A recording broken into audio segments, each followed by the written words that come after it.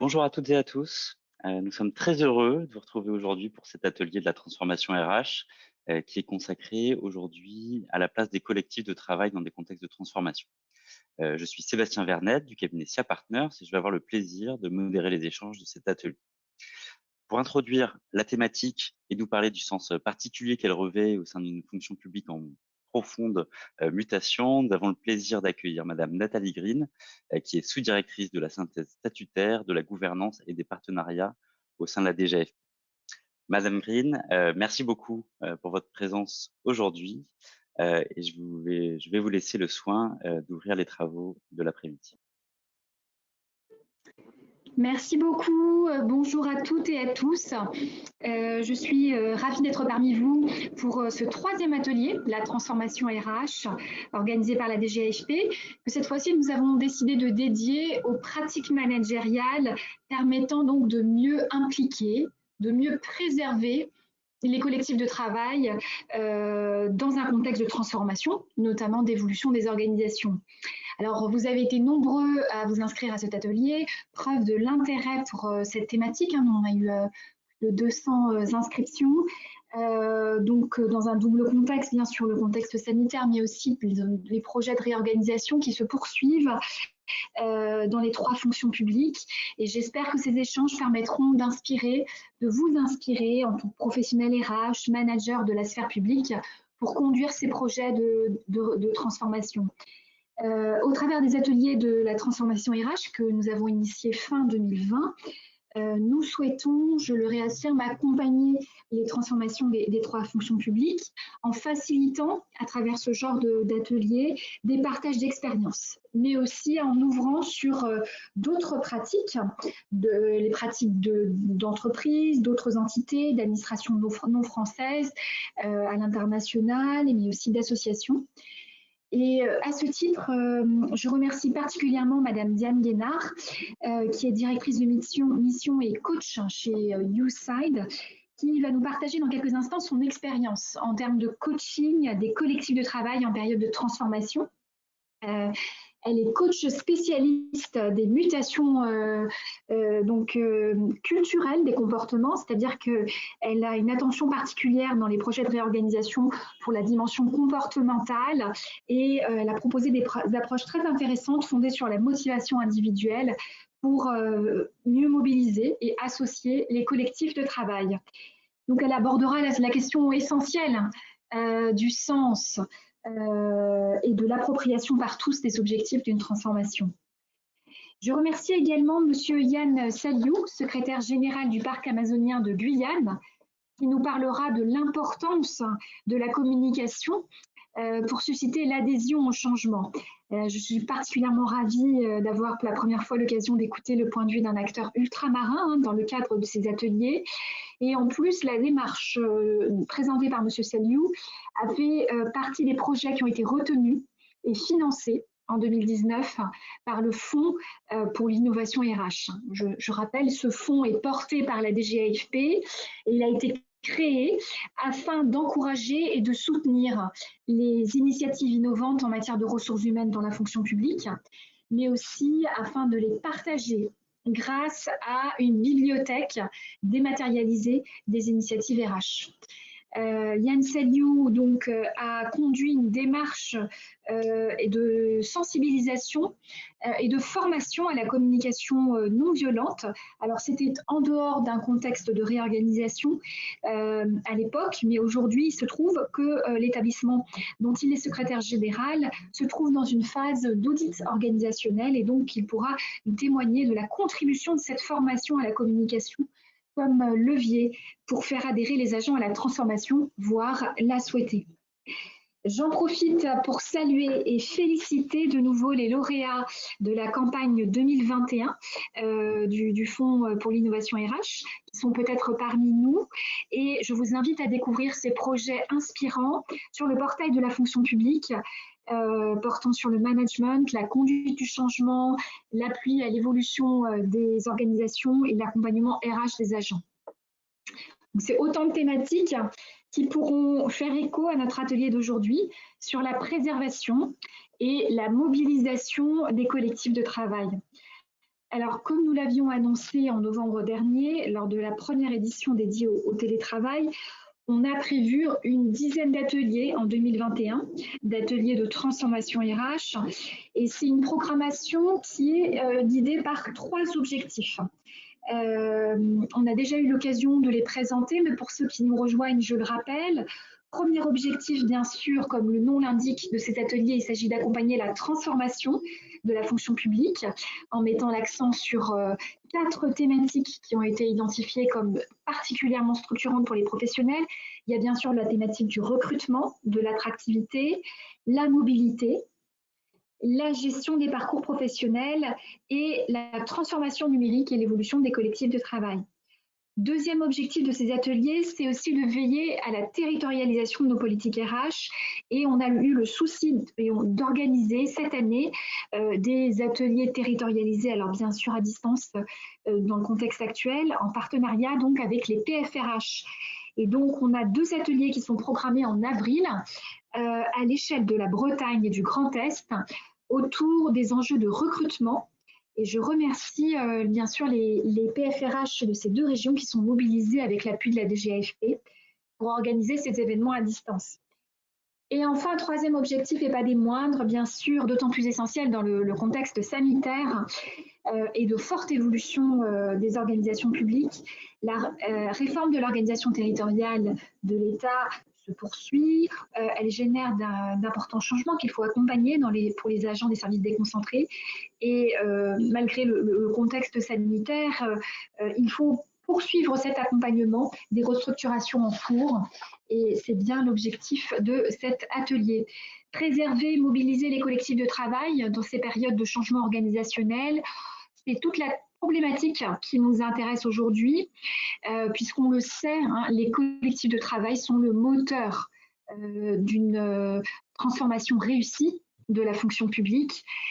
Ils impliquent, ces projets de réorganisation, toute la chaîne d'une organisation, managers, agents, professionnels RH, sans oublier le portage par la direction. Et donc, le tout, c'est de réussir à amener toutes les parties prenantes et à se comprendre et à tendre vers ce même objectif de transformation en donnant du sens à l'échelle individuelle et collective, en favorisant aussi les coopérations. Donc, on a beaucoup d'enjeux à travers cet atelier à examiner.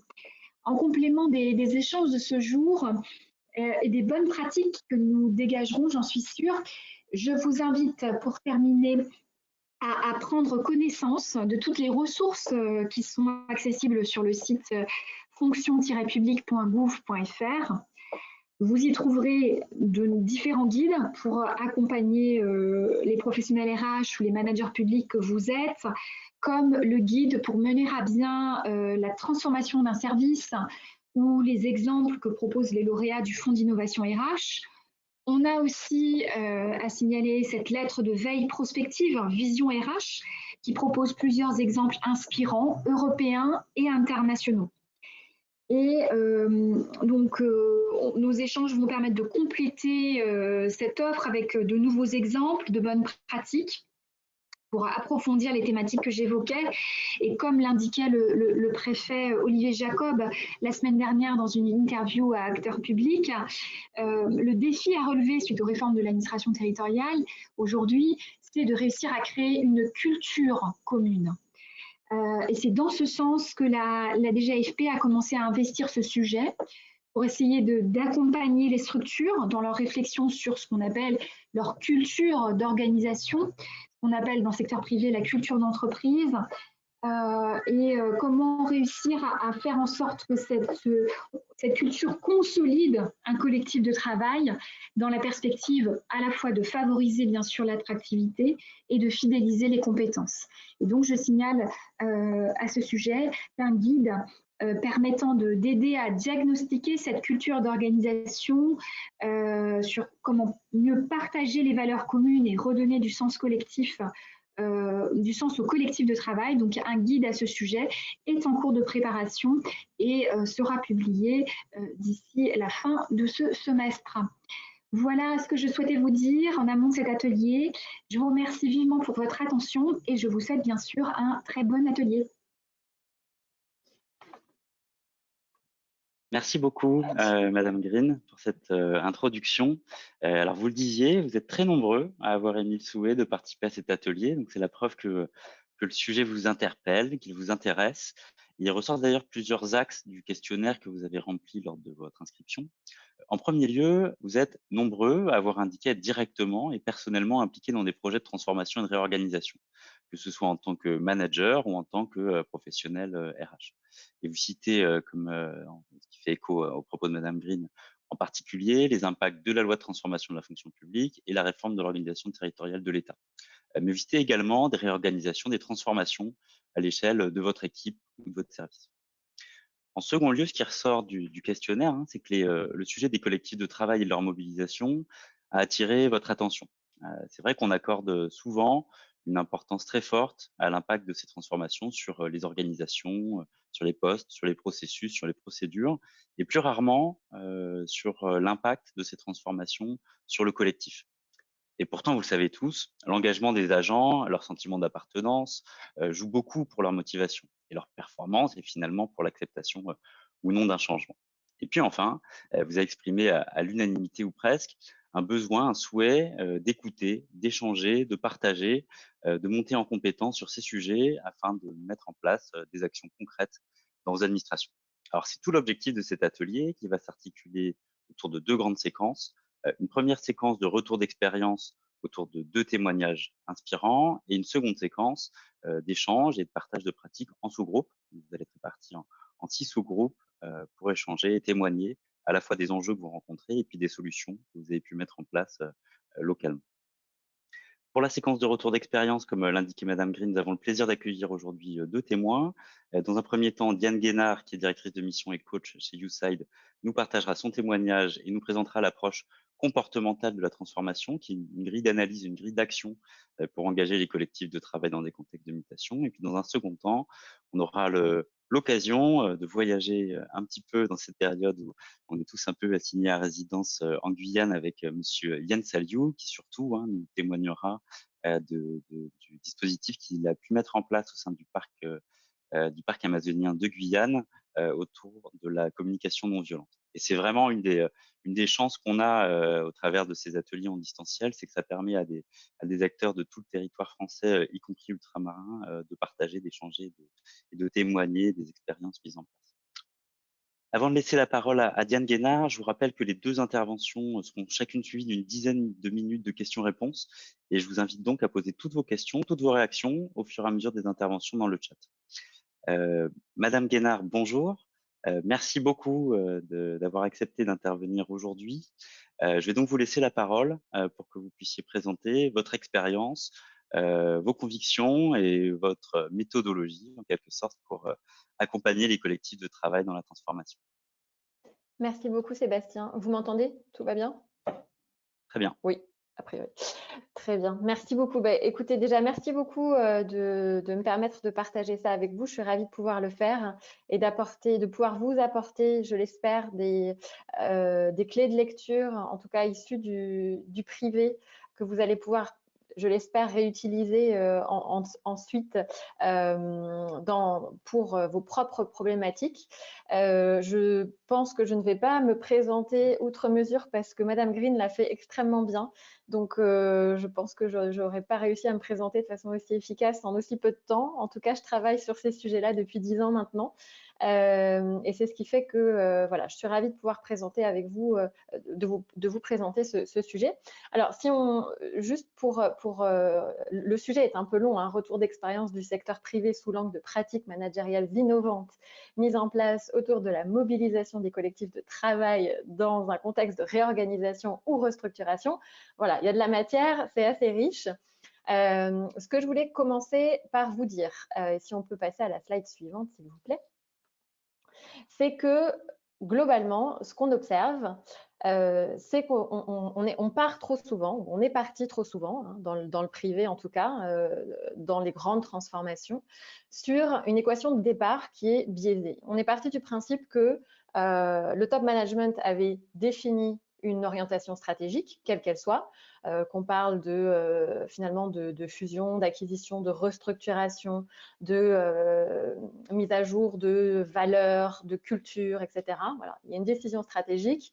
Et puis, je fais référence à la sagesse populaire qui dit que quand on veut, on peut. On pense qu'on a les moyens de faire et que les gens s'y mettront naturellement. Et que voilà, ça permettra le succès de cette transformation. Sauf que, malheureusement, ça ne suffit pas.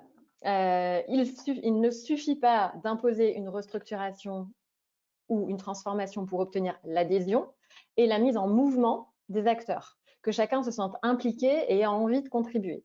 Il ne suffit pas de décréter des nouvelles valeurs pour voir le comportement des acteurs, alors qu'ils soient managers, agents, etc., s'adapter en fait à ces nouvelles valeurs. Il ne suffit pas de définir une culture d'entreprise pour motiver et embarquer les collaborateurs. Et donc, si on passe au point d'après, ce qu'on voit, c'est que, et ça, c'est une étude de McKinsey qui a une dizaine d'années maintenant, qui a été faite sur à peu près 3200 entreprises du secteur privé, qui démontrait que finalement 2/3 des transformations échouaient. Alors, c'est aussi ce que nous, on observe, puisque en fait, très souvent, on vient nous chercher quand les entreprises du privé ont mis en œuvre un certain nombre de changements et qu'elles se rendent compte qu'il leur manque quelque chose et que cette transformation n'a pas pris.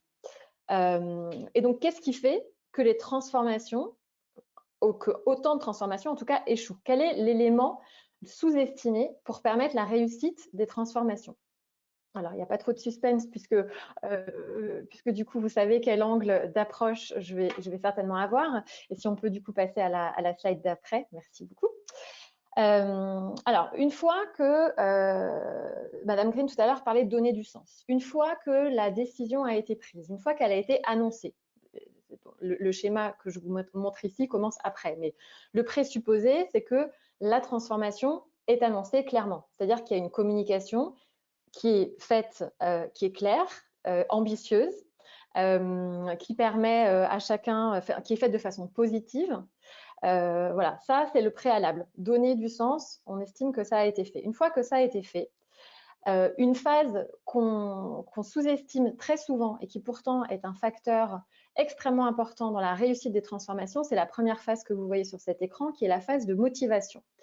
En fait, ça, c'est vraiment, c'est comment, dans cette phase, ce qu'on essaie de faire, qui est une phase très importante au niveau individuel d'abord et collectif ensuite, c'est vraiment la phase dans laquelle se joue le passage de la compréhension intellectuelle de la transformation. On comprend pourquoi on fait ça, mais intellectuellement, mais c'est le passage de cette compréhension à l'appropriation qui permet vraiment la projection et qui va permettre après le changement. Parce que je vous rappelle que nos comportements sont conditionnés. Je vous renverrai à l'expérience de Pavlov avec son chien qui salive quand on lui apporte la nourriture. Hein. Donc, nos comportements sont conditionnés à un contexte, très souvent.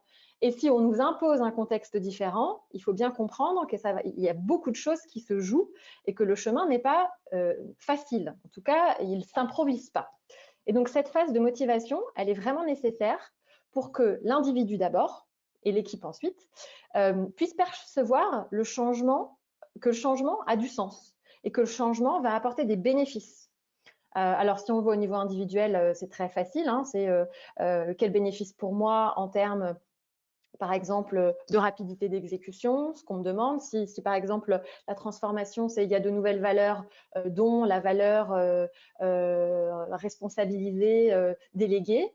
Bon, voilà, grosso modo, quel bénéfice pour moi en termes de rapidité d'exécution, en termes de qualité relationnelle avec les personnes avec lesquelles je travaille. Voilà, quel bénéfice pour moi, quel bénéfice pour les autres et quel bénéfice pour l'entreprise. Et cette phase, elle prend un peu de temps, en fait. Arriver à définir la motivation individuelle, c'est une phrase qui prend un petit peu de temps, qui nécessite juste d'être organisée. Et ça peut être fait aussi au niveau collectif. Typiquement, si je parle d'une réorganisation dans laquelle on dit il y a un nouvel élément qui est on veut favoriser la coopération, qu'est-ce que ça veut dire la collaboration, en quoi ça va nous aider? Qu'est-ce qu'il faut qu'on réussisse ensemble? Et donc, l'idée, c'est vraiment de pouvoir avoir et de pouvoir animer, puisqu'on parle de ça, comment on engage les collectifs de travail, ben, c'est de pouvoir engager par le biais d'ateliers, par exemple, cette réflexion qui permettent de mettre en réflexion, justement, les individus et les collectifs de travail sur voilà ce qu'on nous demande, quels sont les bénéfices qu'on va en retirer à titre individuel, à titre collectif, donc entre équipes, à quoi ça va ressembler. Et cette phase, elle est très importante. Il faut, par exemple, je vais filer ma métaphore, hein, et je reprends mon exemple à chaque fois. Si on parle de responsabiliser, qu'est-ce que ça veut dire concrètement? Qu'est-ce qu'il y a comme comportement derrière? Ben, responsabiliser, ça peut vouloir dire déléguer, mettre en place des processus de délégation très clairs. Ça peut vouloir dire avoir des comités de décision d'au maximum 4-5 personnes. En fait, ça peut vouloir dire pas mal de choses. Et c'est très important dans cette première phase, que ce soit à titre individuel ou collectif, hein, de définir quels sont les comportements qu'on doit viser. C'est quoi? Qu'est-ce que ça va vouloir dire dans notre quotidien pour qu'on puisse se projeter? Voilà. Et une fois qu'on est convaincu de l'importance que ce changement va avoir sur moi, sur les autres, sur l'entreprise de façon générale, je vais avoir beaucoup plus de facilité à me projeter. Et tout l'enjeu, c'est de passer donc à la deuxième phase qui est en fait équiper les individus et les collectifs de travail pour qu'ils sentent qu'ils visualisent, mais en plus, donc ils savent ce qu'ils ont à faire, mais qu'ils estiment en plus qu'ils ont les compétences pour le faire parce qu'on les équipe. Qu'est-ce que ça veut dire, par exemple? Très concrètement, apporter de la méthode, ça peut vouloir dire, et ça veut dire, en réalité, qu'une fois qu'on a visualisé à quoi ça ressemble, on fait des plans d'action. Concrètement, je reprends l'idée d'une équipe de travail, un collectif de travail, qu'est-ce que ça veut dire de mieux collaborer avec telle équipe? Qu'est-ce qu'on va devoir démontrer?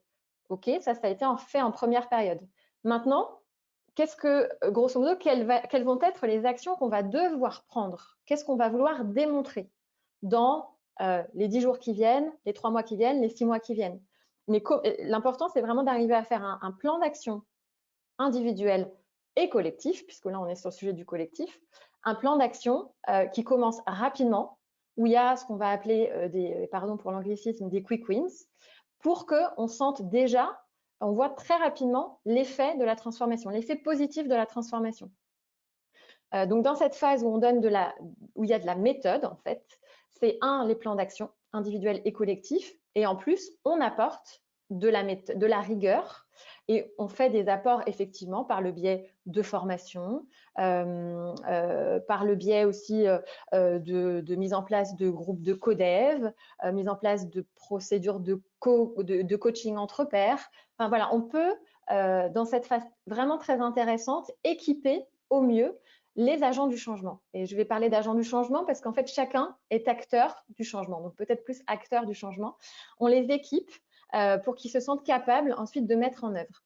Alors, j'entendais tout à l'heure Madame Green parler aussi de communication non violente par rapport à l'intervention de Yann Saliou. Donc, effectivement, on peut très bien se dire, dans cette période de méthode, ce qui est important, c'est d'équiper les acteurs pour leur permettre finalement d'accroître l'autonomie de l'organisation et l'autonomie des collectifs de travail dans leur faculté de se dire les choses, de se faire du feedback sur leur efficacité.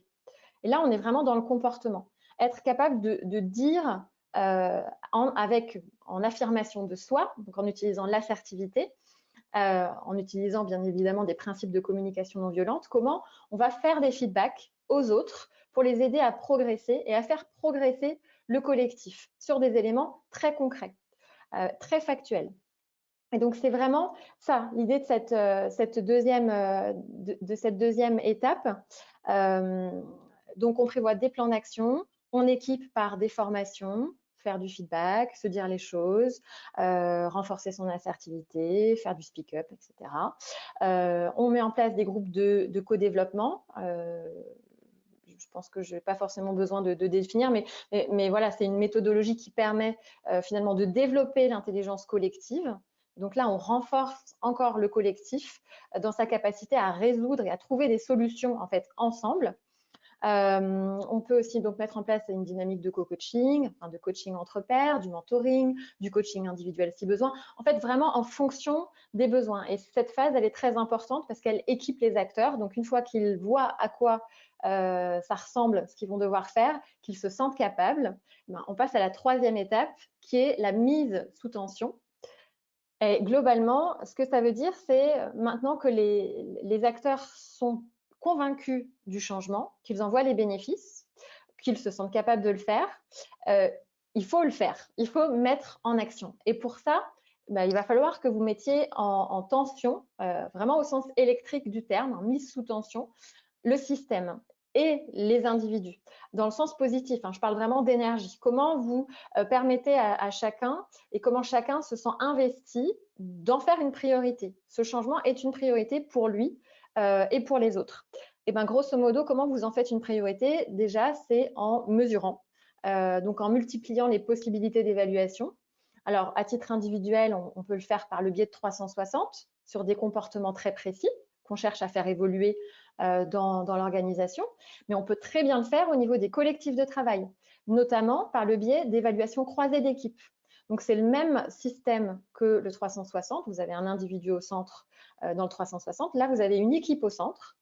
Et soit vous le faites en bilatéral, c'est-à-dire que vous identifiez des interfaces critiques et vous vous dites on veut vraiment améliorer la collaboration ou quoi que ce soit, la communication ou quoi que ce soit d'autre entre ces équipes-là.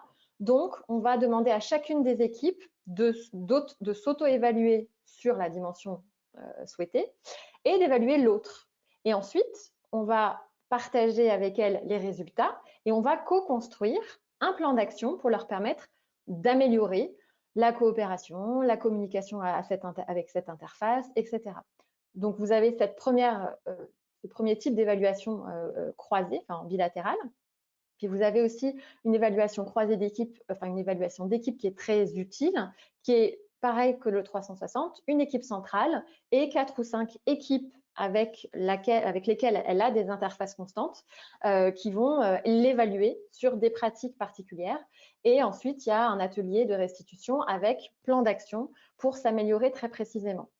Donc, en fait, vous l'aurez compris, l'idée, c'est le comportement est vraiment un facteur majeur qui permet la réussite du changement et de la transformation. Et très souvent, on ne passe pas assez de temps sur cet élément humain, notamment à définir les comportements qui vont être induits par la transformation qu'on impose, que ce soit une création de services partagés, une mutualisation, etc. C'est pas inné pour l'ensemble des acteurs, même s'ils sont peut-être très loyaux à l'entreprise. C'est pas inné de se replacer dans un autre contexte, face à une autre réalité. Il faut vraiment aider au passage et à la transformation à la fois de l'individu et des collectifs de travail. Ce que je voulais rajouter aussi, et qui n'est pas sur cette slide-là, mais c'est que c'est important quand vous menez la transformation. Et là, sur le volet collectif, j'ai essayé de vous montrer que ça se faisait beaucoup par le biais d'ateliers, en fait, pour animer ces collectifs à chaque fois sur chacune des phases. Ce qui est important, c'est aussi d'utiliser, nous on utilise beaucoup l'approche de la psychologie positive. Enfin, on essaye vraiment de faire vivre des expériences à chaque fois aux acteurs. Pourquoi? Parce que quand ils vivent une expérience, en fait, ils n'ont plus le frein cognitif, ils ont déjà ressenti les choses de façon positive. Donc, par exemple, sur cette première phase que vous avez à l'écran, qui est la phase motivationnelle, en fait, organiser un atelier avec des personnes qui d'habitude ne travaillent jamais ensemble, mais qui devraient, et qui finalement peuvent déjà co-construire ensemble à quoi ça va ressembler, ben, ça leur permet déjà d'expérimenter de façon positive les comportements souhaités, sans qu'ils s'en rendent forcément compte, mais en tout cas, ils gardent ça en eux. Et ces émotions positives, elles construisent leur capacité à se projeter encore plus facilement et être acteurs de la transformation à terme. Donc vraiment, leur faire vivre des événements et des expériences positives tout au long de cette approche, c'était très important. Voilà, je pense que je vous ai dit globalement les grands messages que je voulais partager avec vous. J'imagine que ça va sans doute susciter quelques questions, donc je suis à votre disposition. Merci beaucoup. Alors effectivement, il y a quelques questions déjà qui ont été partagées dans le chat, mais j'invite tous les participants à continuer à partager des réactions, des questions. Et d'ailleurs, la première question porte sur la première phase de votre présentation, sur le volet motivation. Célia, je te laisse poser la question. Oui, merci beaucoup, Madame Guénard, pour cette présentation. Effectivement, on a une première question de quelqu'un qui se demandait finalement comment est-ce qu'on pouvait faire pour quand même, enfin, face à des agents ou des managers qui ne seraient toujours pas convaincus par le projet malgré les ateliers dont vous parliez tout à l'heure. Alors, de toute façon, des résistances, il y en a toujours. Et c'est un peu la question qu'on nous pose souvent, c'est comment on fait face à des personnes qui sont visiblement réticents. Est-ce qu'on en tient compte? Est-ce que finalement on les exclut du progrès? Et là, de toute façon, il y aura des gens qui ne seront pas toujours convaincus. Donc la question, c'est comment finalement vous faites, lors de ces ateliers, vous pouvez faire remonter les raisons qui font qu'ils sont réticents. Et déjà identifier si ces raisons, elles sont finalement liées, très souvent, elles sont liées à des frustrations personnelles qui peuvent être complètement traitées en face à face et qui ne regardent pas le collectif en fait. Mais ça mérite effectivement qu'on y passe du temps, qu'on puisse comprendre qu'est-ce qui bloque et bien sûr adresser encore un anglicisme, mais voir ça directement avec la personne concernée. Et dans certains cas, oui, il se peut que certains ne soient pas tout de suite convaincus. Ce qui est intéressant, en fait, vous aurez toujours des détracteurs. Ce qui est intéressant, c'est de pouvoir faire que vous allez voir en continuant la méthode, vous allez avoir de plus en plus de gens qui vont être embarqués. Et ces personnes-là, par alors ce qu'on va appeler l'apprentissage vicariant, donc c'est le fait d'observer des réactions positives chez d'autres, ça va être de la contagion positive en fait. Et ils vont petit à petit s'engager, voilà, à leur rythme, un peu différent, mais il faut accepter que 100% des gens ne vont pas être convaincus dès le départ. Très bien, merci beaucoup pour cette première réponse. On a toujours des questions qui arrivent, donc je vous pose tout de suite la seconde question. On avait un participant qui se demandait s'il était possible d'utiliser cette même approche alors que la transformation a déjà eu lieu sans aucun accompagnement. Est-ce que c'est possible de le faire un petit peu rétroactivement? C'est-à-dire que dans ces cas-là, en fait, il n'y a pas de. Alors, je vous donne une façon de faire qui est là très générique. Forcément, je pense que ça se discute en fonction de ce qui a été fait précédemment, de l'état d'esprit dans lequel sont les personnes. Peut-être que, enfin voilà, il va peut-être falloir mettre l'accent plutôt sur certaines phases que d'autres. En tous les cas, oui, c'est possible, bien évidemment, puisque je vous l'ai dit, hein, nous, on vient nous chercher parfois parce que les transformations n'ont pas réussi, qu'il y a de l'épuisement, il y a une fatigue par rapport au changement. Et donc, le risque, c'est vraiment comment on raccroche les wagons et comment on évite un isolement émotionnel de certains acteurs. Et donc, oui, bien sûr, c'est possible, une fois que la transformation a pris du temps, mais j'ai envie de dire c'est au cas par cas que ça se construit. Très bien. Pour rebondir par rapport à tout à l'heure à la première question sur les réticences, on a un participant qui se demandait finalement comment est-ce qu'on faisait quand les réticences venaient des directeurs de services eux-mêmes qui étaient opposés aux réformes. Comment est-ce qu'on peut gérer ça? Alors du coup, je ne sais pas s'ils sont s'ils vont être effectivement très moteurs dans la transformation, puisque ce que je ne vous ai pas dit hein, sur cette première slide, mais c'est qu'un des éléments que mettait McKinsey en avant pour expliquer aussi l'échec de la transformation, c'était notamment l'implication et l'exemplarité des dirigeants. Donc, j'ai envie de dire qu'effectivement, il y a un problème quand les dirigeants ne sont pas exemplaires et pas, en tout cas, convaincus que la transformation est nécessaire. Et dans ces cas-là, je pense que ça nécessite un accompagnement spécifique de ce directeur. Enfin, s'il y en a un seul, et s'il y en a plusieurs, on peut vraiment se poser la question, dans ce cas, du bien fondé de la transformation. Pardon, je sais que je réponds à moitié à la question, mais je pense que c'est un vrai sujet, puisque on sait très bien que la transformation, elle doit être vraiment portée quand on parle de donner du sens, de transmettre du positif et transmettre la vision. Si les directeurs eux-mêmes sont opposés, effectivement, ça va poser un souci. Donc, il va falloir travailler sur la motivation, donc revenir sur cette phase motivationnelle que je vous décrivais, spécifiquement chez ces dirigeants, pour comprendre quels sont leurs blocages en fait. Très bien. Merci beaucoup, Sissi, c'était très, très, très clair, je pense. On a un autre participant qui nous dit que motiver finalement, est-ce que ce n'est pas aussi s'appuyer sur ce qui préexiste? Et du coup, l'idée, est-ce que ce ne serait pas de présenter le changement plutôt dans un continuum et dans une démarche d'amélioration continue que comme une transformation qui arrive soudain? Alors, merci beaucoup pour cette question, parce qu'effectivement, on se rend compte que très souvent, dans la façon dont les transformations sont partagées, on a l'impression de faire table rase et que chacun, finalement, marque son territoire en disant, voilà, c'est ce que nous, on fait, nous, on va transformer. Sauf que les organisations, effectivement, et la culture de l'organisation, elle se nourrit de deux dimensions. C'est ce que Paul Ricoeur fait la différence entre l'idem, donc ce qui reste pareil, et l'IPSE, qui est effectivement ce qui va changer. Et c'est pour moi je suis complètement d'accord, c'est très important de se dire, OK, qu'est-ce qui fait nos forces et qu'est-ce qui fait toujours nos forces et qu'est-ce qui ne va pas changer.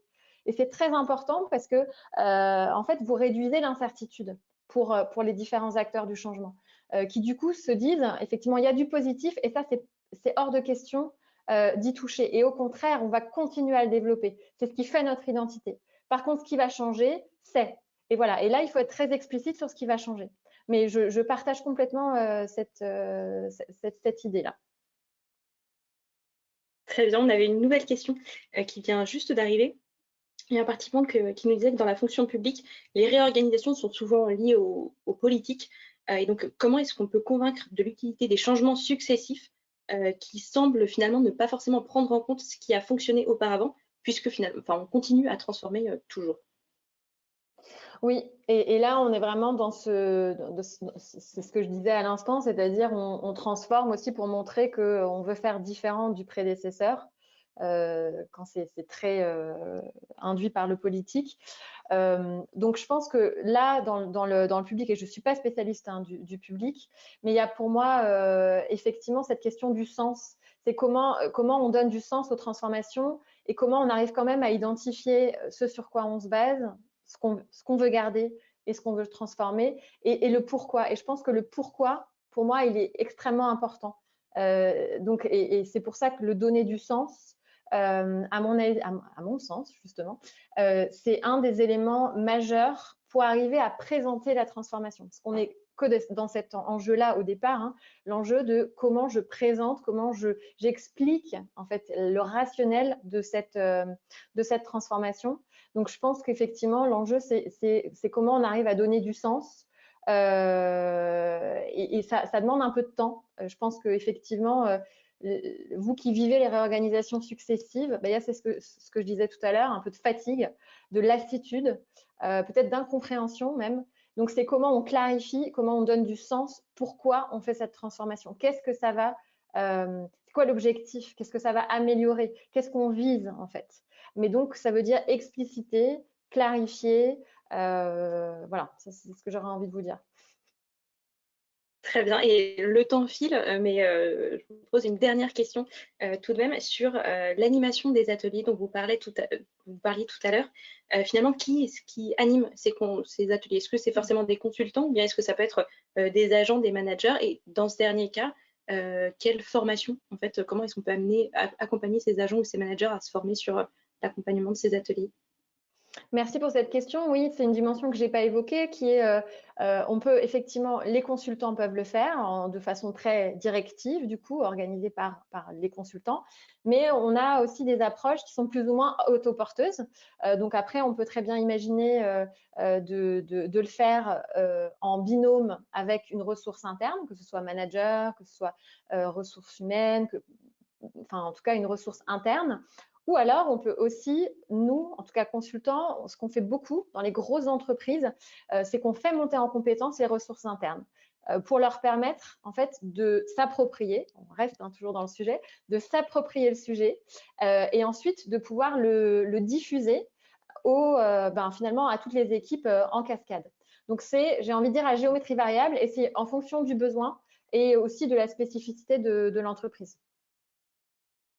Mais pour répondre aux questions donc, de la formation, la façon dont on le fait nous, c'est on fait monter en compétence les ressources internes par des petites formations, des petits ateliers avant de les lancer et de les superviser pour pas qu'ils se sentent perdus dans la nature. Et encore une fois, on fait très attention à ce deuxième élément, qu'ils se sentent capables de le faire.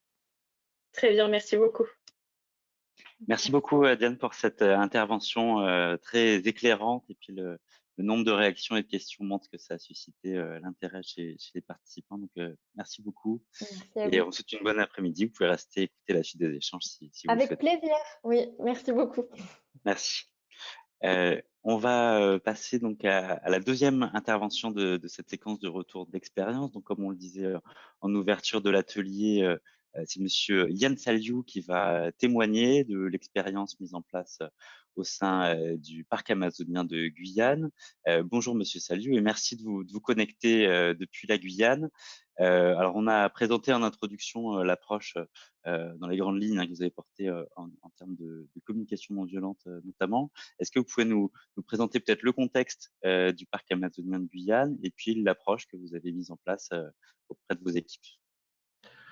Oui, déjà bonjour à tous. Est-ce que vous m'entendez bien là? Parfaitement. D'accord, donc dans les grandes lignes, comme vous le disiez, une petite présentation de l'établissement parce que c'est toujours évidemment intéressant de remettre ça dans son contexte. Donc c'est un établissement public national de type parc national qui date de 2007, qui est donc assez récent.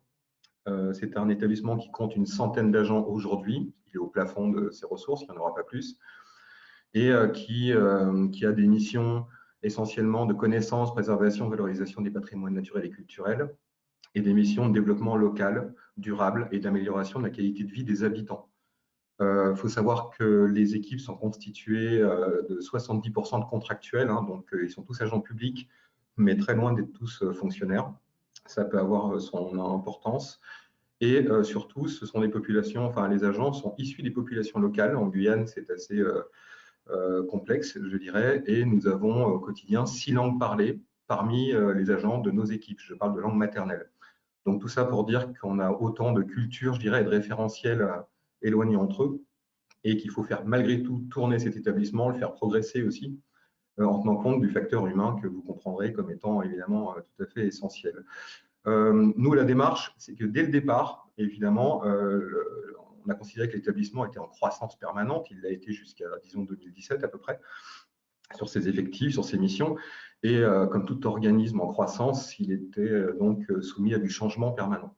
Alors, on a mis en place dès 2011, à partir de 2011-2012, je dirais un processus d'amélioration continue, avec l'idée de renforcer le collectif de travail, enfin de le conserver fort ou de le renforcer autant que nécessaire. Ça s'est traduit par 3 grandes phases. On va faire court 2012, 2017 et puis de 2019 à aujourd'hui. La première phase, on a organisé, je dirais, vraiment de l'amélioration continue au sens assez techno et centralisé, c'est-à-dire sur des bases de questionnaires, bien sûr, aux agents, d'échanges, etc., mais de manière assez magistrale, plutôt directive. On en a retiré des choses intéressantes, hein. On s'est adossé à des méthodes assez classiques et on en a retiré des choses intéressantes, je dirais, sur les mécaniques de fonctionnement du parc, qu'est-ce qui ne fonctionne pas, mais, etc., sur des choses qui peuvent se résoudre assez facilement à coup de notes de service ou autres. On n'était pas encore dans l'adhésion. Donc là-dessus, on a eu, je dirais, c'est important à retenir, sur cette méthode un peu magistrale et descendante, finalement, on a eu un taux d'adhésion moyen, je dirais, pas dire faible, mais moyen, avec en filigrane une crainte assez permanente des services ou de certains agents d'être, je dirais, mis au pilori, montré du doigt et en disant on va prendre pour exemple tel service qui fonctionne plus ou moins bien, plus ou moins mal, en raison de… Ça, c'est un vrai sujet parce que je l'entendais tout à l'heure, l'adhésion, c'est évidemment quelque chose d'absolument fondamental, sans quoi on perd on perd en route, je dirais, au moins 30% des effectifs engagés, ce qui est quand même dommage, évidemment. Donc, sur cette base-là, en 2017, je dirais qu'on a relancé ça, même si ça n'était pas tout à fait interrompu dans l'intervalle. On a organisé là un séminaire de l'ensemble des agents du parc, on le fait depuis quasiment chaque année. Un séminaire, en fait, dont l'objectif était de déterminer ensemble qu'est-ce qui ne va pas, qu'est-ce qu'on pourrait faire évoluer, comment, dans quel pas de temps, avec quels moyens.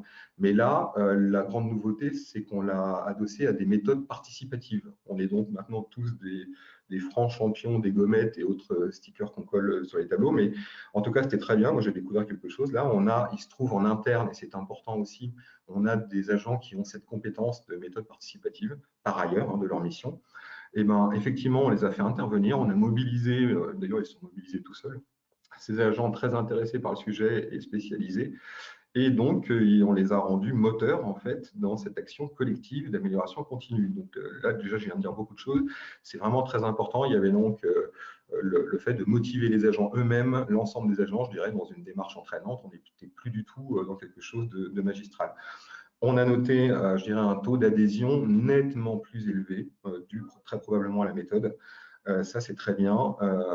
Et donc, ça nous a incité, évidemment, à continuer dans cette voie-là. Globalement, il est ressorti de ce séminaire de 2 jours, je dirais, un certain nombre de points à améliorer, dont certains pourraient paraître complètement inutiles à la rigueur, mais en fait, ils ne le sont pas. On est bien je dirais aussi dans le ressenti des agents. Il y a 2 choses.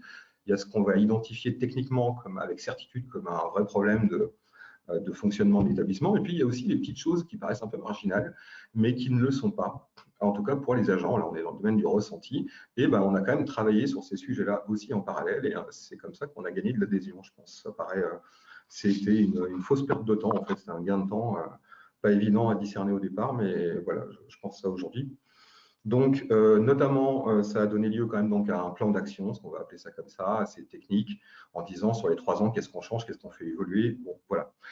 Il y avait dans ce plan d'action, notamment, et là on arrive au point de la CNV, il y avait une demande d'une de nos spécialistes internes à des sujets participatifs, le fait qu'on mette en place une sensibilisation, plus qu'une formation, à la communication non violente. Alors, on a émargé au FIR, enfin un fonds pour ça. Bref, on a fait financer ça en se posant un peu la question quand même au fond de l'utilité. On a fait ça en 2019 et finalement, on s'est aperçu, donc le schéma, vous l'avez eu rapidement, les agents ont été formés tous pendant 2 jours. Alors après, on a fait bien attention de sortir du cadre, c'est-à-dire qu'on a croisé systématiquement les cultures, les lieux d'implantation géographique et puis les métiers, c'est-à-dire qu'il y a des agents qui se connaissent à peine finalement. Et voilà, on a créé vraiment du mélange et ça, c'était quelque chose, à mon avis, d'important pour que la mayonnaise prenne.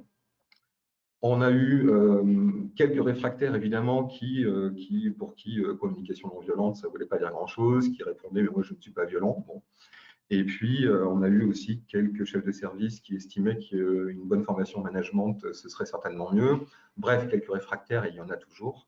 Mais on a eu un taux d'adhésion, là, par contre, vraiment très important.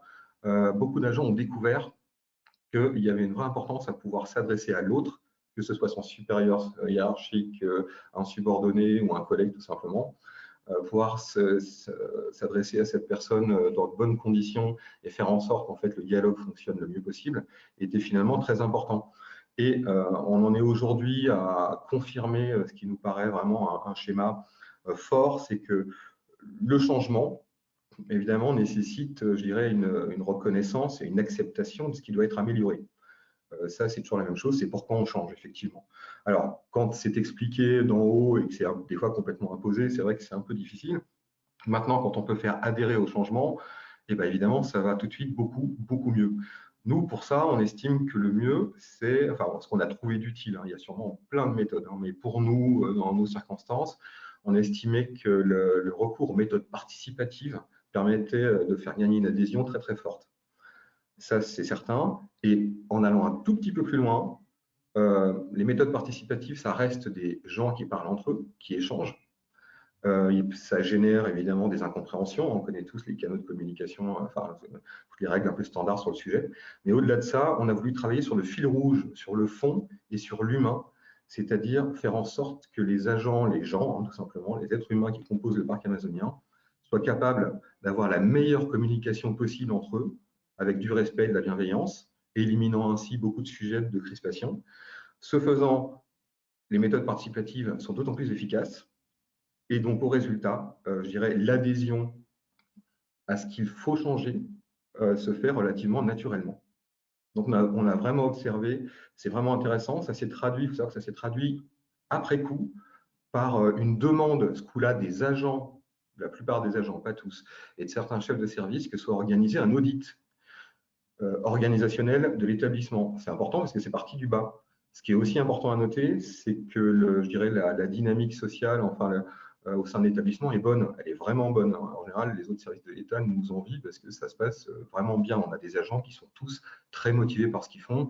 Quand je disais tout à l'heure qu'on avait 70% de contractuels, c'est important parce que personne ne s'est retrouvé ici par hasard. Tout le monde s'est porté candidat pour être ici. Donc, il y a très peu de positionnement alimentaire, j'ai envie de dire. Et donc, ça s'est traduit par cette demande. On a mis cet audit en place. On l'a fait externaliser, ce coup-là, ça paraissait intéressant. Et là, début 2021, on a fait une restitution des éléments qui sont ressortis de cet audit. On a ressorti 8 grands thèmes sur lesquels travailler. Là encore, il y a des thèmes qui sont des vrais thèmes finalement fondamentaux pour l'établissement, qui ont été finalement déterminés par les agents. Ça, c'est intéressant. Et puis, je dirais qu'il y a peut-être quelques thèmes un peu connexes, j'en parlais tout à l'heure, qui sont peut-être pas vitaux a priori pour un manager, enfin pour un directeur d'établissement, mais qui sur le fond permettent de favoriser l'adhésion générale. Hein, on est d'accord, donc on va travailler ensemble. Le résultat, c'est on est d'accord pour travailler ensemble sur 2/3 de sujets ou moitié de sujets très structurants, voilà, et qui font vraiment consensus. Et puis, il y a une partie de sujets sur lesquels on pourrait se dire en temps normal, bon, on ne va pas perdre du temps là-dessus, mais en fait, ce n'est pas une perte de temps, ça concourt à l'adhésion générale. Alors, le rôle de la CNV dans tout ça, vous l'avez compris, il est un petit peu finalement nébuleux. Nous, on observe, enfin, pour qu'il y ait des indicateurs extrêmement clairs, extrêmement stricts, là, ça ne marche pas. Moi, c'est mon retour d'expérience sur le sujet. Pour autant, j'ai vu que la plupart des agents, enfin en interne, on a un peu des leaders sur le sujet qui ont vraiment accroché, qui sont restés en lien avec le formateur et qui ont monté des groupes internes au parc là-dessus pour continuer la dynamique parce qu'ils ont tellement senti qu'il y avait une vraie utilité. Nous, on note, là je dirais plus en mode management RH, on note une baisse quand même assez significative, je dirais, des incivilités, des problèmes relationnels. Le mot bienveillance, c'est quelque chose qui revient souvent. On sent que les agents ont besoin qu'on s'adresse à eux avec bienveillance. Ça ne veut pas dire ne plus rien dire ou pas dire tu as mal fait ton boulot. Ça veut dire dans le respect d'eux et vraiment conserver ce fil rouge de la capacité à communiquer. Et là, on est au-delà des techniques habituelles. Voilà. Alors, la CNV, on a, comme je le disais, on a un tout petit peu hésité au départ. Finalement, on en est aujourd'hui très content. On envisage un acte 2, c'est-à-dire d'aller plus loin sur le sujet. Pourquoi? Parce que, comme je viens de le dire, on est effectivement en audit organisationnel qui devrait se traduire par des changements dans l'organigramme, donc des changements d'organisation. Ce n'est pas neutre en général. Il se trouve qu'on note aujourd'hui que personne n'en a peur. Ça, c'est un peu la nouveauté, c'est assez étonnant. Bon. Et puis, juste pour finir sur le sujet, quand on avait organisé ça en 2019, on a conservé quelques créneaux pour les autres services de l'État qui, en Guyane, étaient en vraie réorganisation. Eux, la OSE, Organisation des services de l'État, enfin, il y a une refonte pilote pour toute la France qui s'est faite en Guyane. Ça a fait bouger 880 agents quand même dans l'organigramme général de l'État.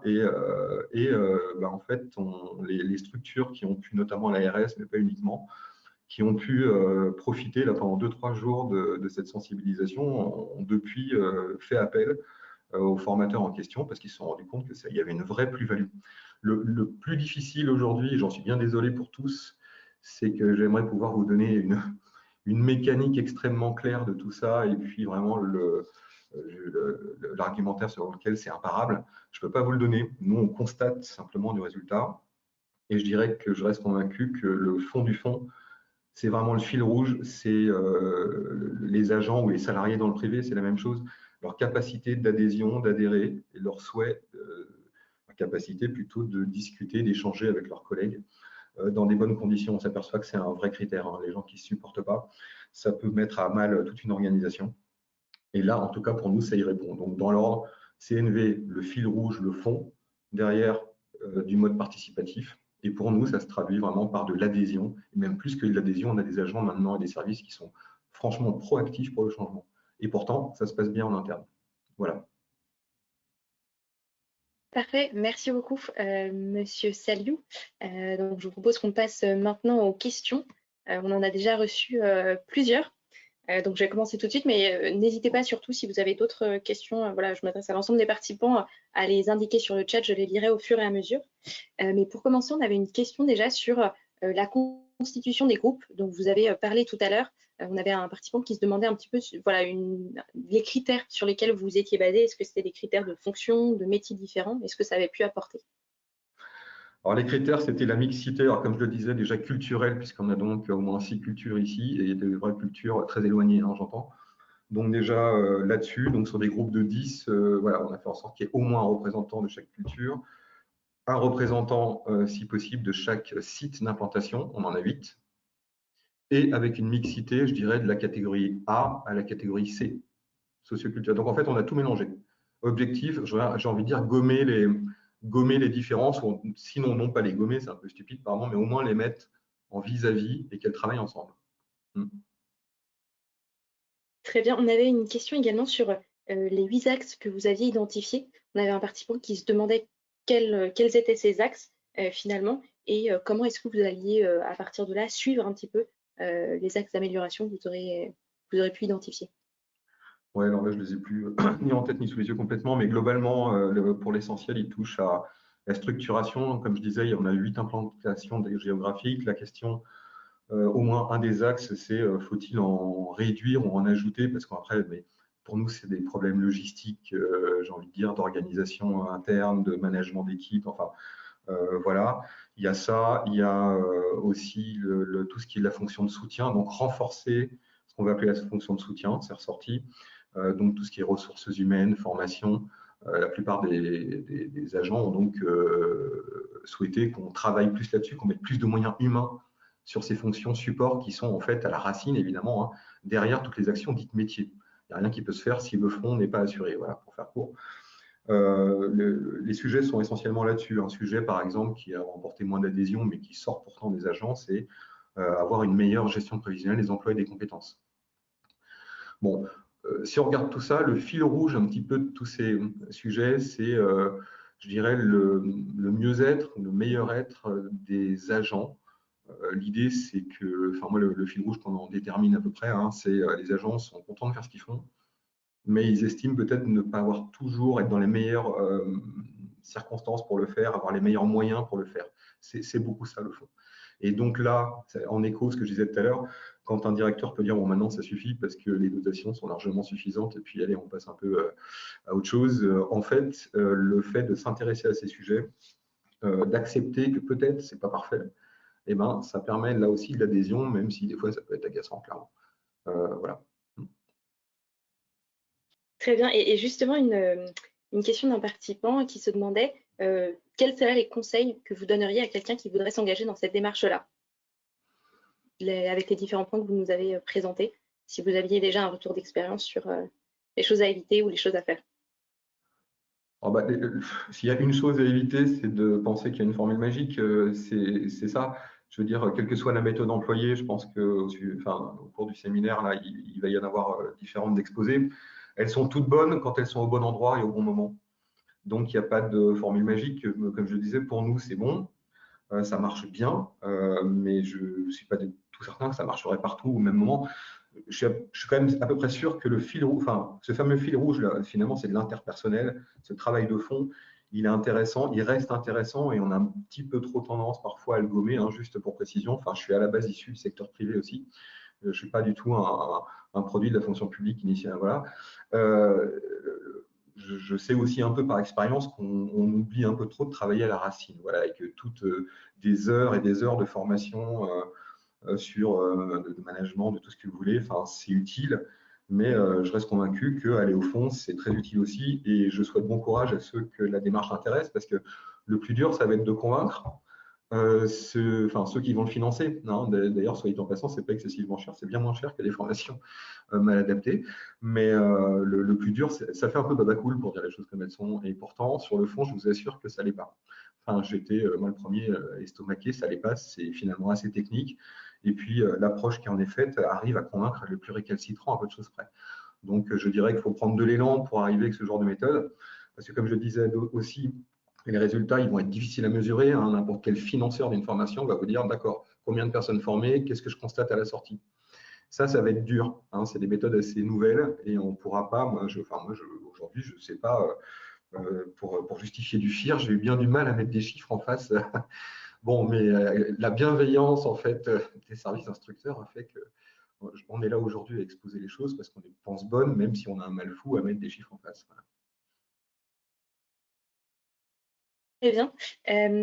Et justement, alors, on avait une question d'un participant qui se demandait comment avaient été financées et par qui ces formations à la communication non violente. Donc, vous disiez que c'est le FIRH, c'est ça?